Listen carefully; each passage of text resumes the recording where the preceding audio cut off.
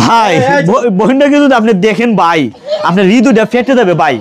আমরা যে আবেদনটা হইলো ভাই উনি বড় হয়ে গেছে এখন, কিন্তু উনি প্রতিবন্ধী, উনি নিজে নিজে গোসল দিতে পারে না, ওই জ্ঞানটুকুও নাই ভাই। বলছে পরিবারে যদি একটা সাবমার্সিবল বসে দেওয়া যায় তাহলে তাকে ঝর্ণার মাধ্যমে সে নিজে নিজে গোসল দিতে পারবে ভাই। ভাই চিন্তা করেন, উপযুক্ত হয়ে গেছে, মাটা একদম বয়স্ক, এখন মা ছাড়া তো ভাই যে বয়স হয়েছে আরেকজন গোসলখানায় নিত একটা সমস্যা ভাই। ভাই আপনার ইসলামপুর গ্রামে যারা আছেন, বড় ব্যবসায়ী আছেন, প্রবাসী আছেন, ধনবান ব্যক্তি আছেন এবং সারা বাংলাদেশে যারা দেখতেছেন, আমরা সকলে মিলে যদি একটু একটু সহযোগিতা করি ইনশাল্লাহ এই বইনের ব্যবস্থা হয়ে যাবে। আসুন না, যে একটা দাবি করছে ভাই এটা অনেক বড় একটা বিষয়, যদি আপনি ভিডিওটা দেখা মাত্রই আপনার হৃদয় একটু ভাবেন ভাই, আপনার চোখে পানি আসবে।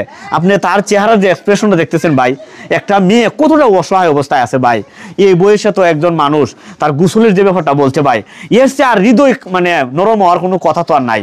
আসুন না আমরা সবাই মিলে তার পাশে দাঁড়াই, তাকে একটু সহযোগিতা করি, তার নিজস্ব বিকাশ নাম্বার আমরা দিয়ে দিব, সকলে মিলে একটু সহযোগিতা করি।